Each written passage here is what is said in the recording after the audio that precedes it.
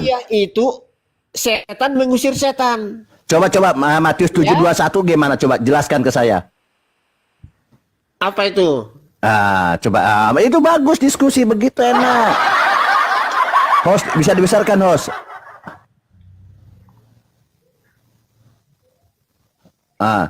Coba di sini di Matius 7:21 dibesarkan host, izin host supaya kita diskusi santai gitu ya. Coba Matius 7:21 host dibesarkan host. Ini nih saya pelan-pelan ya. Ini Anda tolong jelaskan ke saya. Islam tidak boleh menafsir dan menjelaskan ya. Coba menurut Anda di sini Matius 7:21, bukan setiap orang yang berseru kepadaku Tuhan, Tuhan akan masuk ke dalam kerajaan sorga, melainkan dia yang melakukan kehendak Bapakku di sorga. Silahkan. Gampang kok dia bilang. Jadi ini sudah jelas. Hukum MDM diterangkan dan menerangkan. Iya, silakan. Bagus itu, diterangkan dan menerangkan. Silakan. Kalimat pertama diterangkan, kalimat kedua. Ya. Jadi di sini dikatakan tadi bukan setiap orang yang berseru kepadaku, Tuhan, Tuhan. Tetapi mereka yang melakukan kehendak Bapa. Oke. Bapak itu apa? Yaitu hukum ke-10. Oke, jangan dulu ini. Maknanya apa di sini? Silakan. Ya, apa kehendak Bapak? Oke, baik. Gini, tahan dulu gantian ya. Boleh ya? Kata kehendak Bapak gantian itu dulu. Kalau udah gantian. Melakukan firman-Nya. Oke, saya tahan dulu Edi. Nanti Anda kalau ini disambung nanti setelah saya ya. Melakukan firman-Nya. Nah ini. Beriman kepada Yesus. Nah ini nyerocos ini. Itu. Oke, tahan dulu. Nanti ditambah lagi. Jangan dihabiskan satu kaligus. Tambah. Di sini gampang kok ini. Gampang kok bener nih pelajaran Yesus ini ya. Ini perikopnya hal pengajaran sesat. Oke. Matius 7:21.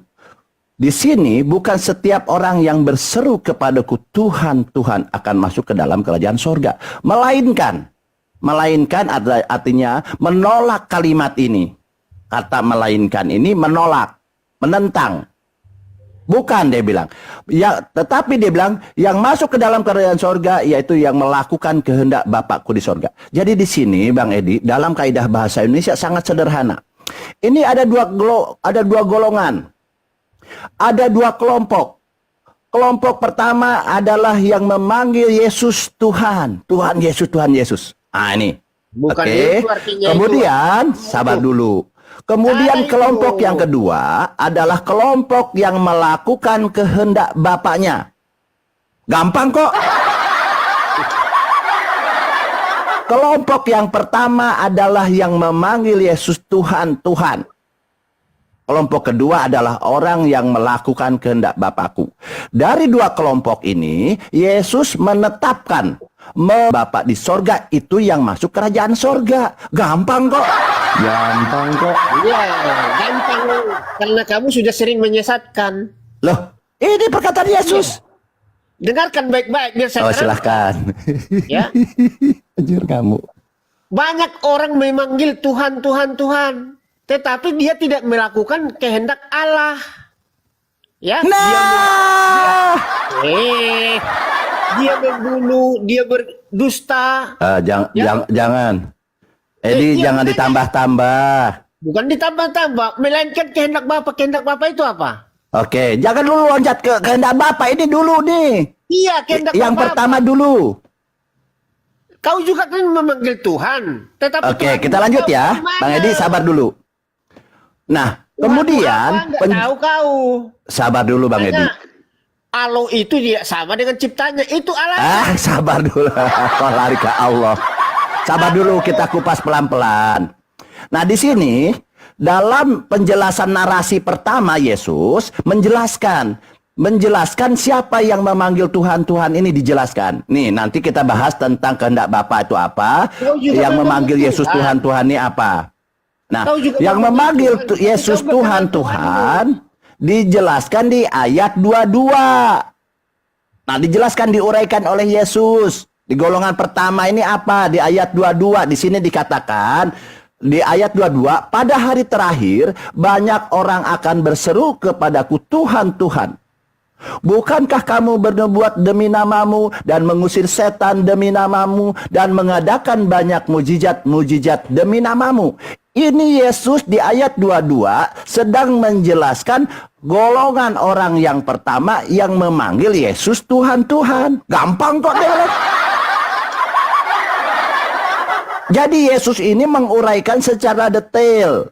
Orang yang memanggil Tuhan, Tuhan ini apa kata Yesus? Makanya mereka ini yang bernubuat dengan nama Yesus, mengusir setan dengan nama Yesus, bermujizat dengan nama Yesus, itu golongan pertama itu diakhiri dengan kalimat ayat 23.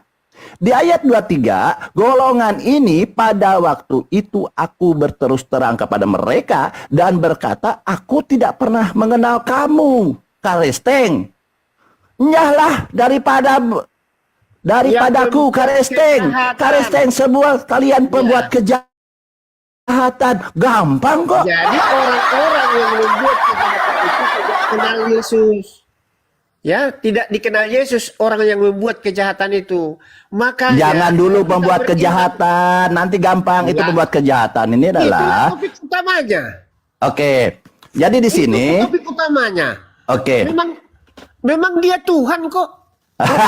Ini sudah mentok berarti. Dia Tuhan. Bukan hanya Jadi, manusia mengatakan dia Tuhan, malaikat dari surga Gabriel. Oke. Telah lahir bagimu Tuhan. Oke, gampang itu gampang. Kita jangan loncat-loncat. Jangan loncat-loncat. Jadi Ya, Edi, bukan hanya manusia mengatakan dia Tuhan. ya jangan loncat dulu lah. Malaikat juga dia mengatakan Tuhan. Jadi di sini Yesus di ayat 22 dengan 23 itu menjelaskan golongan orang yang memanggil Yesus Yang Tuhan, jahat. Yesus Tuhan, Yang itu jahat. adalah pembuat Bukan. kejahatan. Iya. Kalian dilempar ke neraka. Gampang kok. Tentulah yang masuk neraka seperti kalian. Oke, paham ya? Manaikan lo. Udah paham, Edi? Udah paham ya? Ini udah dijelaskan oleh Yesus. Orang yang memanggil Yesus adalah Tuhan, bernubuat dengan nama Yesus, mengusir setan dengan nama Yesus. Itu mereka adalah menurut Yesus sekalian pembuat kejahatan. Ya Karesten lah. Kasihan aku lihat kalian. Mana ada orang Hindu mengusir setan demi pakai nama Yesus? Mana ada orang Buddha mengusir setan dengan nama Yesus? Mana ada orang Islam mengusir setan pakai nama Yesus? Kalian lah. Mengusir setan di Rukia. Oke, sudah paham ya? Di Rukia, Oke, kita paham Edi ya? setan mengusir setan. Oke, sekarang kalau sudah paham Edi, kalau sudah paham narasi yang pertama. Paham nggak? Kalau sudah paham kita lanjut orang yang melakukan kehendak Bapak. Silahkan Orang-orang jelaskan. yang melakukan kejahatan itulah yang masuk neraka seperti Oke, kalian. sekarang Edi jelaskan apa yang dimaksud oleh Yesus melakukan kehendak Bapakku di sorga. Silahkan, ini. Melakukan kehendak Allah, Bapa yang di sorga adalah melakukan firman-Nya. Ngarang kau. Melakukan perintahnya. Jangan berdusta, jangan mengingini istri orang lain. Oke, udah jelas ya dia. Jadi ini orang Kristen ini pertama akan diusir oleh Yesus ke neraka. Orang yang melakukan kehendak Bapakku di sorga itu akan masuk sorga menurut Yesus. Apa kehendak Bapak? Silahkan. Melakukan perintahnya. Ini. Ini Oten nggak tahu nih. Silahkan, apa tuh kehendak Bapak di sorga?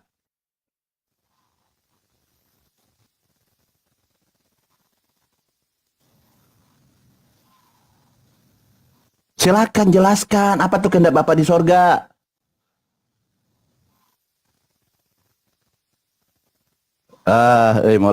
Mulai gugur. Jadi Yesus itu tadi membagi dua kelompok, teman-teman. Gampang kok ajaran Yesus ini, mudah dipahami dan itu memang lurus ajaran Yesus ini. Pertama adalah kelompok orang yang memanggil Yesus Tuhan, bernubuat demi nama Yesus, mengusir setan dengan nama Yesus. Nah, Yesus berkata, aku tidak kenal mereka ini, Kristen-Kristen ini, aku tidak kenal. Mereka ini pembuat kejahatan. Lalu kita belajar lagi kelompok yang kedua. Apa tuh kehendak Bapa? Itu yang dimaksud oleh Yesus. Yesus menjelaskan apa itu kehendak Bapa. Dijelaskan oleh Yesus bahwa kalau Yesus mengajarkan tentang kehendak Bapa itu akan masuk kerajaan sorga, Yesus sendiri memberi motivasi reward kepada apa nih? Di Matius 12:50. Baca ini. Sebab siapapun yang melakukan kehendak Bapakku di sorga, dialah saudaraku laki-laki, dialah saudaraku perempuan, dialah ibuku. Ngeri nggak ini? Ngeri. Siapa yang tidak senang jadi saudaranya Yesus? Siapa yang tidak senang jadi saudara laki-lakinya Yesus? Yesus memberi motivasi reward siapapun yang melakukan kehendak Bapakku di sorga, dialah saudaraku laki-laki, dia bilang. Wah, ini penting nih. Ajaran Yesus penting sekali nih. Apa sih Yesus kehendak Bapakku di sorga ini? Nah, Oten nggak tahu. Betul. Coba. Apa coba kehendak Bapakku di sorga ini? Sampai Yesus mengajarkan. Yesus ini sebagai guru, sebagai rabi. Kemudian di sini di Matius 12:50, Yesus juga sebagai motivator. Motivator memberi motivasi kepada pengikutnya bahwa barang siapapun yang melakukan kehendak Bapakku di sorga, dialah saudaraku laki-laki, dialah saudaraku perempuan, dialah ibuku. Motivator dia. Saking pentingnya dia bilang melakukan kehendak Bapakku di sorga. Silahkan. Apa itu kehendak Bapakku? Menurut Yesus. Jangan ngarang. Melakukan perintahnya.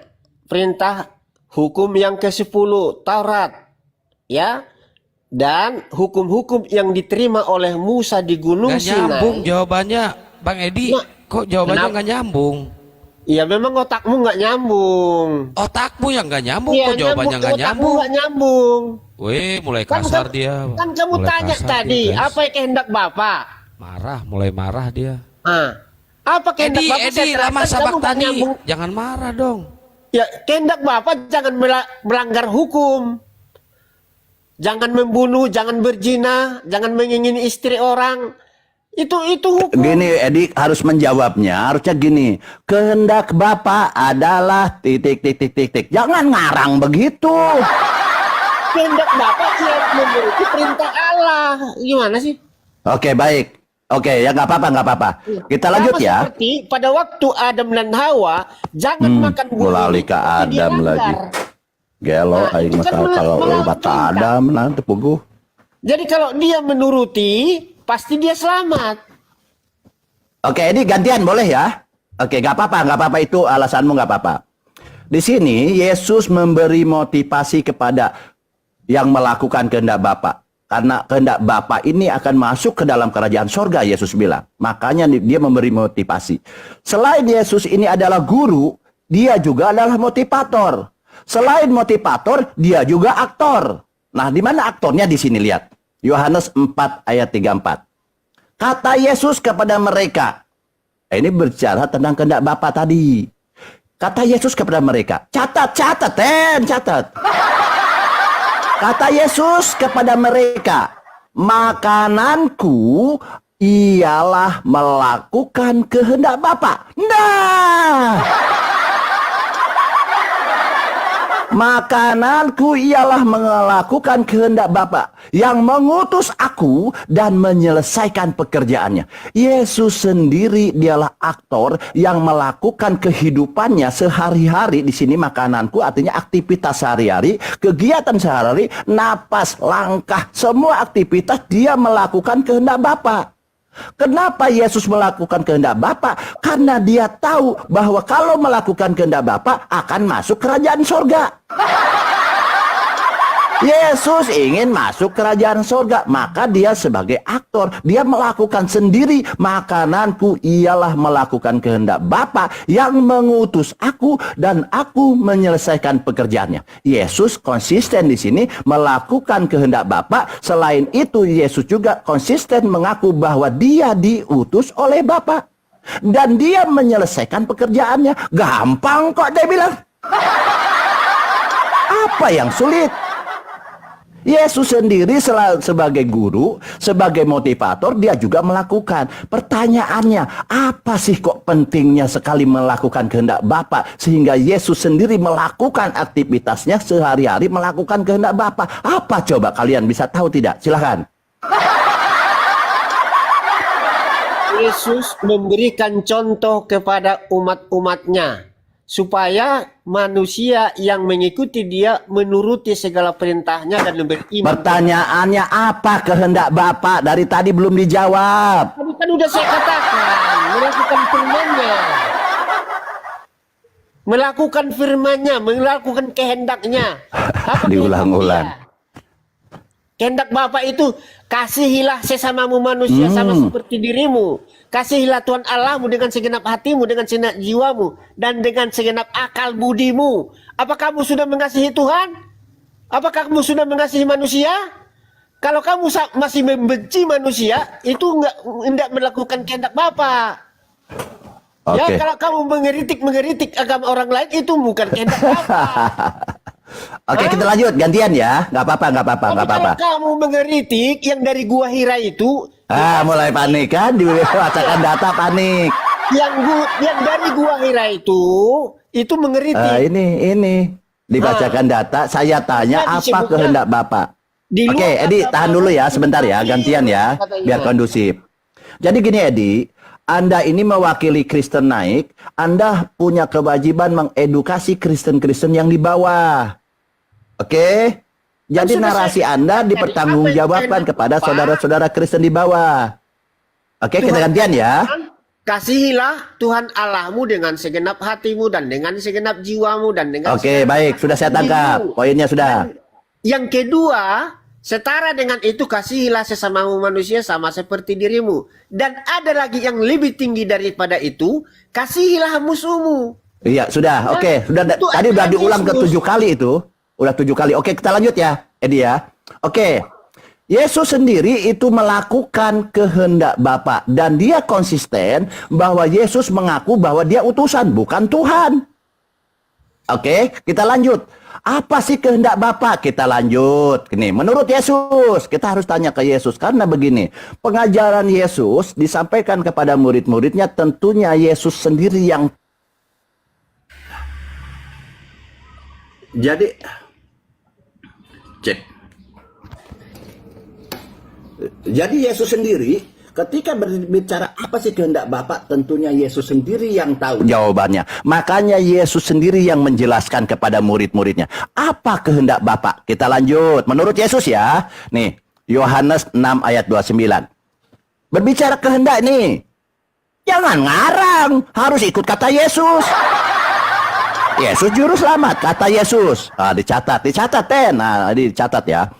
Jawab Yesus kepada mereka, inilah pekerjaan. Tadi Yesus melakukan pekerjaan, Ban. Betul, kita lanjut. Inilah pekerjaan yang dikehendaki Bapa, yaitu hendaklah percaya kepada Yesus yang diutus Bapa. Jadi bukan percaya kepada Yesus sebagai Tuhan. Itu pertama.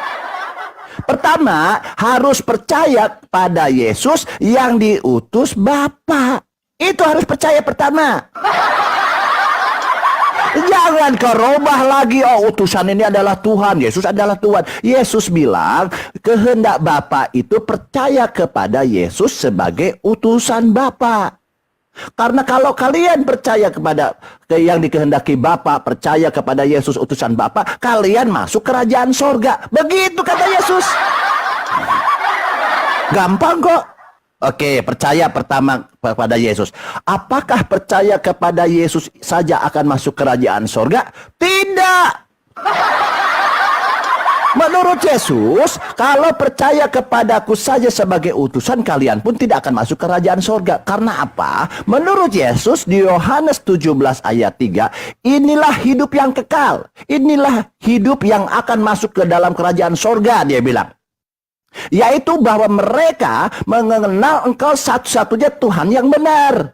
Bapa ini Tuhan yang benar. Dan mengenal Yesus Kristus yang telah engkau utus. Lagi-lagi Yesus mengaku bahwa dia utusan. Yang Tuhan ini Bapa di sorga. Satu-satunya. Bukan dua, bukan tiga. Ada Bapa. Di sini ajaran Yesus pertama, dia bilang, mengenal satu-satunya Tuhan yang benar Bapa di sorga, dan mengenal Yesus Kristus yang telah engkau utus. Jadi Yesus memperkenalkan dirinya adalah utusan. Inilah yang dikehendaki Bapa. Silahkan dibelokkan. Jadi kalau orang Kristen dia percaya Lemes. karena Tuhan sudah katakan, aku mengutus ya firman